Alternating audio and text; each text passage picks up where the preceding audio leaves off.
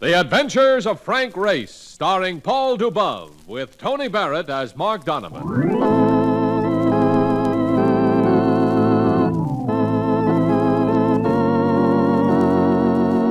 The war changed many things, the face of the earth and the people on it.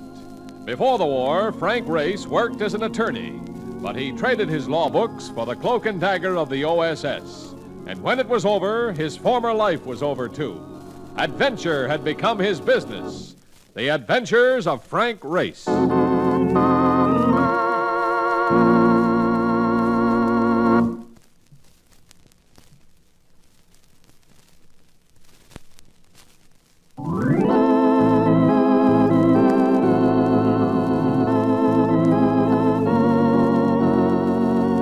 now we join Frank Race for the adventure of the Blackfriars Bridge.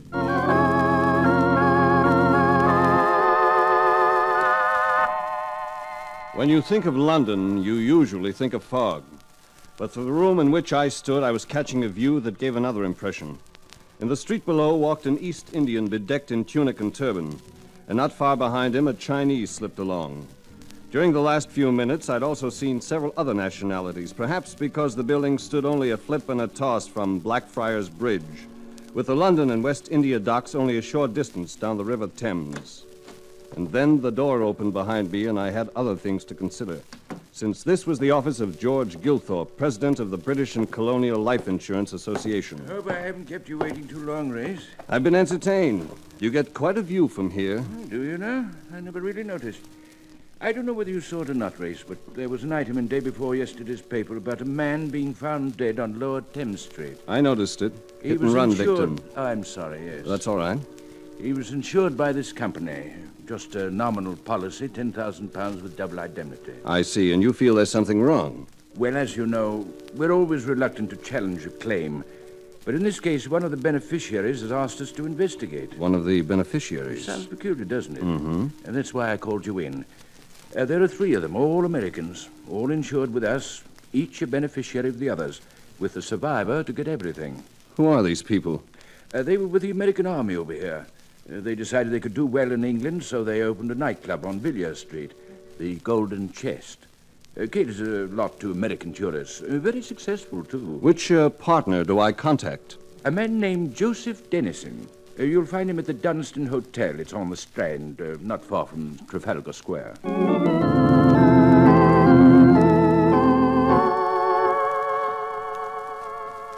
At the Dunstan Hotel, I was told that Dennison had just stepped out, but would be right back. He'd been expecting me, and I was to go straightway to his suite, make myself comfortable. There was no lift, so I climbed 2 flights to room 301. As per directions, I opened the door and stepped inside to stop dead still as something sharp pierced the skin between my shoulder blades and a voice breathed against the back of my neck. Do not cry out, monsieur, or this knife will go into your body. Just call me Whispering Smith, but the money you took from my sister. Where is it? I sound like a man with a past, but I still... Do not try to waste my time. Oh. Or the next thrust will be deeper. Much deeper. The money. Where is it? Look, baby, you're making a mistake. It was you who made the mistake when you betrayed my sister. Do you know where they have him now? In prison. In prison because of you. Why don't you take a look at me? We've never seen each other before in our lives. That I know. But I'm seeing you now, monsieur.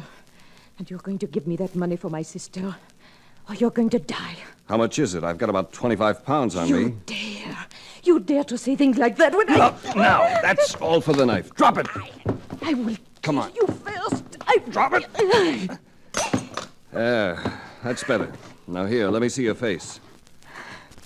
Well, we are lovely, aren't we? Let go of me. We have something to settle first. What made you come here? You'll not get away. I asked you what brought you here. I have friends. My sister has friends. From Bordeaux, you moved to Cherbourg. From Cherbourg, you came here. It has taken months, but I caught you. And you will not get away. Who's the fellow you're after? Make fun of me. It will do you no good. Look, you're making a mistake. How can you be so sure I'm the one? I find you in your apartment. That is enough for me. This isn't my apartment. Liar. The way you came into it. I was asked to come up here and wait for a client of mine, the man who lives here, and I can prove it. I'm an insurance investigator. You can prove it? There's the phone. Pick it up and call the British and Colonial Insurance Association. She stared at me, then picked up the phone. Getting information, she asked for the British and Colonial office. I mentioned Gilthorpe's name, and she repeated it to the operator. A few moments later, the crisp tones of his voice came over the wire. A few words, and she glanced at me with a nod and then handed me the phone. He wants to speak with you. Hello, Gilthorpe? Having trouble, Race? Nothing much. I haven't been able to see Dennison yet. Oh, by the way, what was the name of that other beneficiary, the third partner? Hold on a moment. I'll have a look. While he was having his look, my French girl was reaching for a chair. By the time I figured her move, she was edging for the door. I lunged, but the chair was flung against my knees, and I went down. Oh, I sat up just in time to watch the door go shut. The phone had gone to the floor with me, so I picked it up again. Hello, Gilthorpe. Oh, great Scott, Race. What happened? It sounded as though someone pushed over the piano. Oh, nothing serious. Locate that name yet? Yes, Kennedy. Leslie Kennedy. Any other way I might help? Yes, if that fellow Dennison calls in, ask him to stay somewhere where I can find him. You might try the club, the Golden Chest. That's a thought. I will.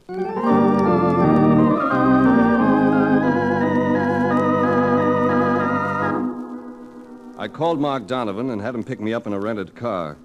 The Golden Chest operated as a night spot, all right, but it had extracurricular activities on the side. Housed in a big room, all hush-hush carpets and noise-killing drapes. A big room that, in spite of the early hour, had a good sprinkling of quiet people listening intently to the whir of roulette wheels. Hey, this is all right. It is, huh? Sure. What are you going to do now that we're here? I'm looking for the offices of the place. Oh, you won't need me for that. I think I'll just pick one of these tables and try out that new system of mine. Mark, you'll be wasting your time and blowing your money. Oh, no. Not on this one, chum. The guy that invented this one used to read gas meters. He ought to know something about numbers. I knew the futility of trying to argue against a system, so I left him and moved about looking for doors that might lead me to Mr. Dennison. I was trying one near the bar when... Where do you think you're going? Eyes like a pair of nutmegs viewed me with flat truculence, and the head in which they were set was not of the type to model Adam Hats. He was big, he was tough, and Pons couldn't have done a thing for his complexion. I shrugged and told him I was looking for Dennison. If Mr. Dennison wants to see you, he'll see you. We don't like noisy parkers around here. Don't mind if I sit at the bar, do you? I don't care where you sit. Just stay away from the ruddy doors. I sat out a scotch and soda until he drifted away. Then I left the bar and tried another door. I opened it into a whole corridor full of more doors. I tried one or two of these without success, and then... Well, and what can I do for you? I'm sorry. I was looking for a Mr. Dennison or a Mr. Kennedy. Mr. Kennedy. Mr. Leslie Kennedy. I'm Leslie Kennedy. I hope you don't mind. I told her I didn't mind at all, and I put my heart into my words. She made you think of autumn at home. Brown hair, brown eyes, freckles still left over from a lot of summer sunshine. You didn't have to close that door. And what on earth are you staring at? Well, you really can't blame me. When I heard this place was being run by 3 ex-GIs, I naturally thought they'd all be masculine. I'm an ex-GI. I was a wax sergeant. So you were a wax sergeant. It's no wonder we won the war. But let me get this straight. You're the third partner in this business, is that it? Why? I'm from the insurance company, British and Colonial. I'm picking up information on Ken Norwood's death. Oh. So you're with British and Colonial, are you? An American, and you're working for a British company. Oh, why don't you stop? What's that for? You'll find out. Look, why don't you pick up the phone and call British and Colonial? They'll certify me. I'm simply not interested. Maybe you have some reason for not wanting to make the call. What's the matter, Les? I buzzed for Owens. He wasn't around, so I thought I'd show something wrong. I want this man thrown out of here. I imagine you can do it just as well as Owens can. He ought to make a good try. He's big enough.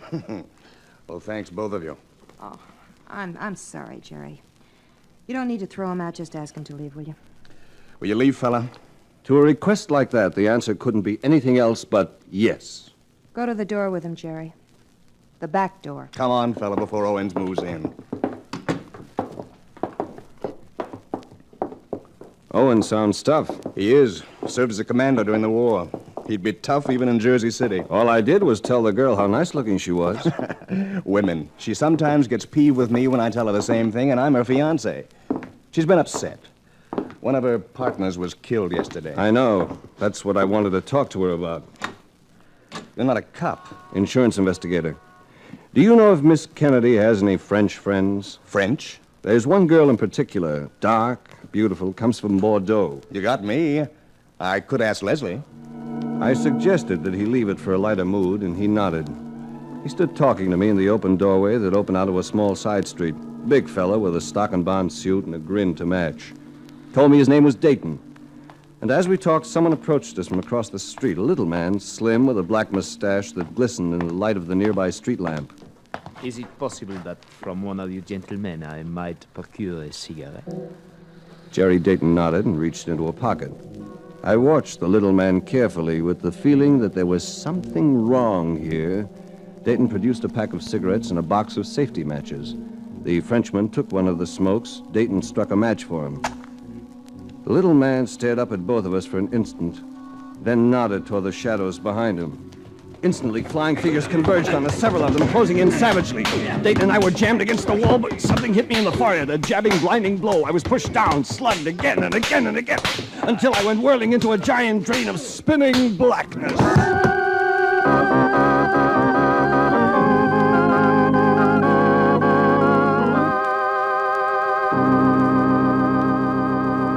We'll return to the adventures of Frank Race in just about 1 minute.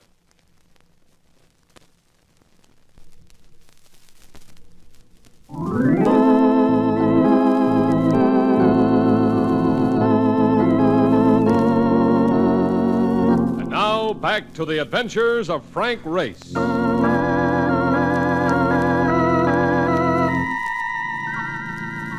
came out of it with a throbbing head and a roaring in my ears. At first I could understand, but it took me a moment or so to realize that the roaring sound was a car engine. I managed to groan, and Mark Donovan spoke from the front seat. All right, take it easy. Just stay relaxed, huh? What do you think you're doing? I'm hoiding this flying bedstead back to the apartment where I will care for your battered body. Pull over to the curb right now. All right. What happened back there? All I know is that I was at one of the roulette tables when there comes a hullabaloo from outside. So I dashes out with several other people. And there you was, unconscious on the sidewalk. From what I heard, if some cops hadn't barreled up just in time, you wouldn't even have been unconscious. You would have been dead. Hey, a cheer for the bobbies. What about the fellow I was with, Dayton? He was lying there, too. Look what hit you guys, a bazooka barrage? Take me back there. Now, wait a second. I'm all right. Swing this thing around and head back.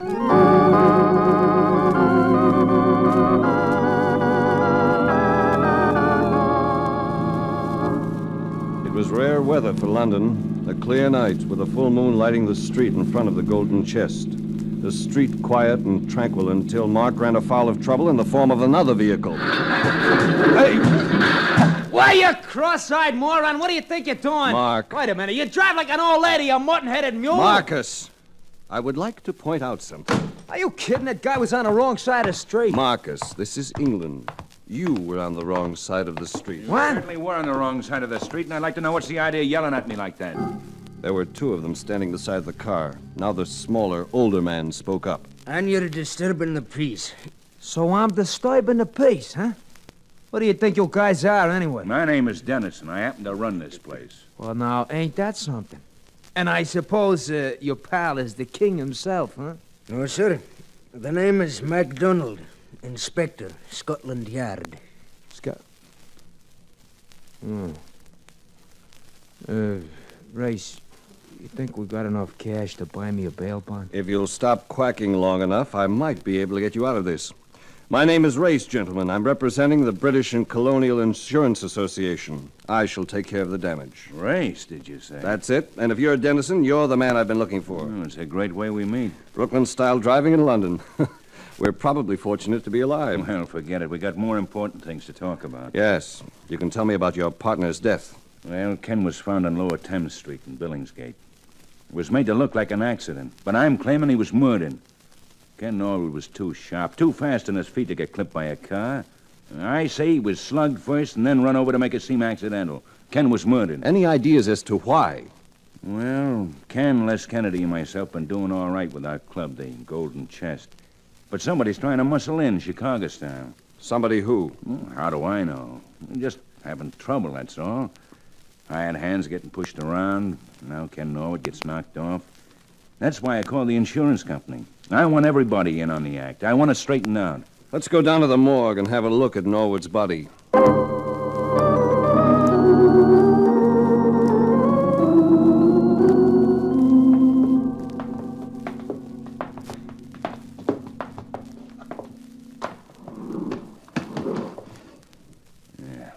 Look at that.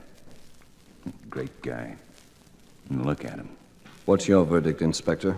Well, it might be murder, but there seems to be no indication of anything but a motor car accident. Hit and run. This mark on his temple. Had you noticed that? The bruise? Aye, I noticed it. Could well have been put there by a fender or some other part of a motor car. Do you mind telling me if you've been in France recently, Mr. Dennison? France? Well, yes. I was there a few months ago. Why? Oh, nothing tangible. You have a man named Owens working at the Golden Chest. What's the story on him? He's our bouncer. Good man. Cockney. Oh, so that was Owens. I've already met him. Have you seen enough here, Race? I think so. Well, then let's get out of the place. It doesn't make me happy.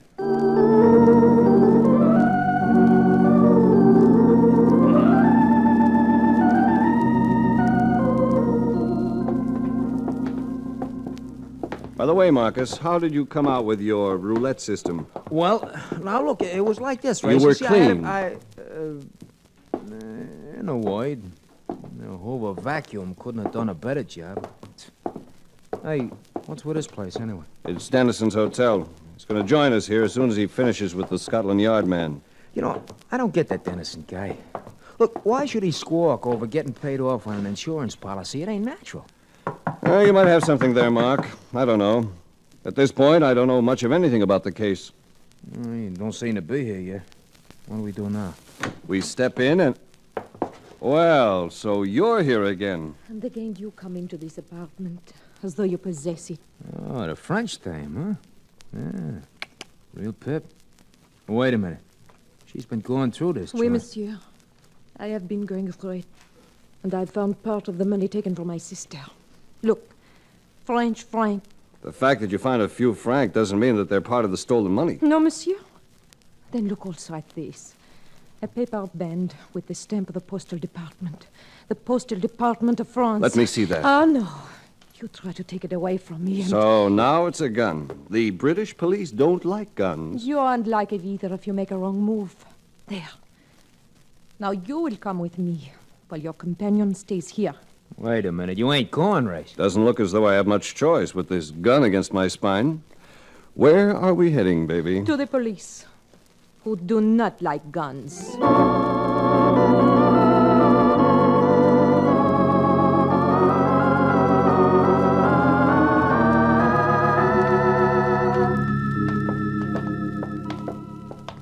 You're making a mistake, baby, just as you did when you sent your friends against me earlier this evening. I sent no one against you.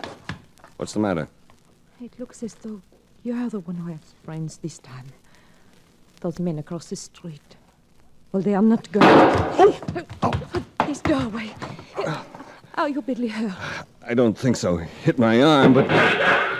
They're trying to kill us. Let me have that pistol. No, I will keep it. And when they fire the next time... A hit. You're good. We're gonna have the police here. Do you still think I'm the bad boy in this piece? I don't know. I don't know. Maybe it's about time we cracked it open. We're going back to Dennison's apartment. He might be there now. I will find him alone, monsieur, at the Golden Crest. Wait!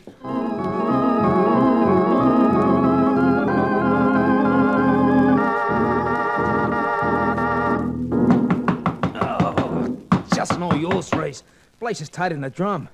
After all, it's almost 4 in the morning. And how do you know the dame came here? She was after Dennison. Come on, we're going around the back of the club. There's another door there. Running. Suppose we do find a door, then what? It's gonna be locked. Yeah, but... Hey, hold it. Look, now what's the matter? If you'd only tell me... Holy cow, will you look at that? A guy hanging out the window. By his neck. It was an open window about 6 feet above the street. The body that swayed there had its toes within 2 or 3 inches of the sidewalk. Wait a second, I'll turn my flashlight on it. Oh, that poor guy, if he'd only been a couple inches taller. There's a light. Now look... Hey, Race, it's that guy Dennison. Yes, and he's as dead as he'll ever be. He must have done it himself, with that belt. Look, Put the light back on his face again, Mark. No, over a little. Yeah, that's it. Did he? Yeah. What are you looking at? That square bruise on his temple. It's exactly like the one we saw in his partner in the morgue. This man didn't commit suicide, Mark. He's been murdered.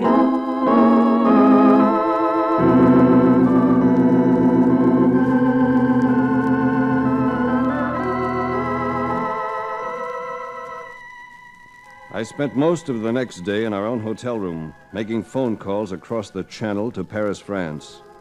At the end of it, I figured I had the picture pretty complete. Early in the evening, Mark and I went back to the Golden Chest so I could see Leslie Kennedy. She gave me a wan smile as I stepped into her office. I want to apologize to you, Race. I've had a lot on my mind, and I've been very difficult. Oh, well. What's on your mind? Your partner's theory about thugs trying to move in and take over this business. Dennison was right. Thoroughly right. I'm listening. Ever since the end of the war, a lot of renegades have been roving the continent. Poles, Germans, French, Americans, all nationalities. Marauding and murdering. Now a gang of them has moved into England. And that's what we're up against, huh? That and more. Where's Jerry Dayton been living? Jerry? With Joe Dennison, why? Ah, that explains the little matter of a French girl who's been haunting Dennison's apartment. How deeply are you in love with Dayton? I wish I knew. And again, I'm going to ask why. I hate to say this. You better drop him. I got a make on that lad today from Paris. It's hard to believe, but he's a renegade American. He's been the leader of one of those marauding gangs for several years. He's a thief and a killer. I wish I'd heard that a little sooner, Race. You see, I married Jerry Dayton this very morning. You married? Yeah. I wasn't sure I wanted to, but our dear little Leslie fell for a whirlwind courtship. Oh, I'm sorry. But don't blame yourself, Leslie. He's a smooth operator, all the way. He must have known about these insurance policies you three had. Well, that's not all. He knew that I, as a survivor, would inherit this business. And he made sure that you'd be the survivor when he murdered your two partners. And now... And now he moves in and takes everything over legally. Jerry. He stood just clear of the half-open door, looking like a blond chorus boy, holding an automatic in one hand while he pushed a cigarette into his mouth with the other. So you're not sure you care for me. Is that it, Les? She should have paid more attention to her woman's intuition. I had you figured for a problem child race. OSS boy too smart. Which was why you had me set up for that beating last night, wasn't it? You could have been a little smarter and backed out. Now, I'm going to have to kill you. You too, Leslie. That would be a little hard to pull off, won't it? I'll arrange it.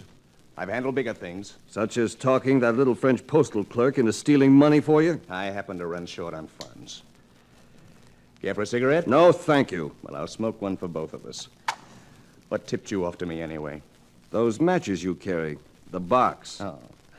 I might have known you'd remember that. Remember what, Race? A box of safety matches and a clenched fist. It becomes lethal when you hit a man alongside the head with it. It was a trick we used during the war when we needed a fast, unobtrusive weapon. Dayton used it on both Norwood and Dennison, his friends. But it left a little square bruise on each of them. No one else will get hep to it, though. And here's where I make it work again on you. You're wrong, monsieur. You're never going to make it work again.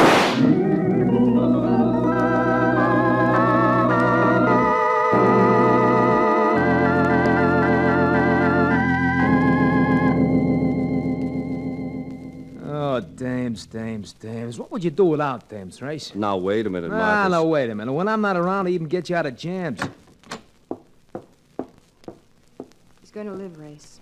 The doctor just told me. He won't live long, lady. When they get him for murder in this country, they hang him sure and they hang him high. Hey, now, take it easy, Mark.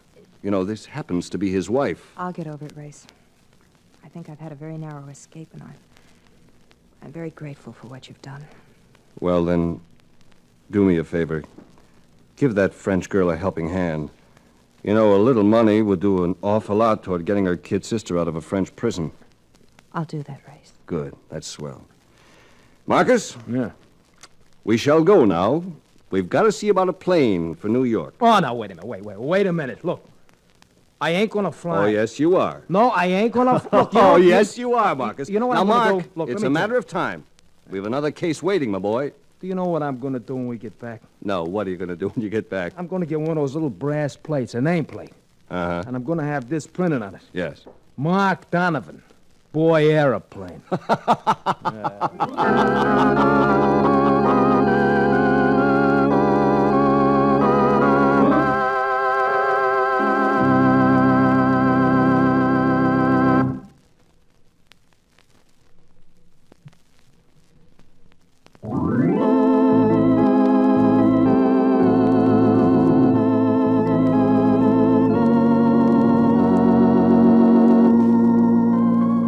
The Adventures of Frank Race, starring Paul Dubov with Tony Barrett as Mark Donovan, comes to you from Hollywood.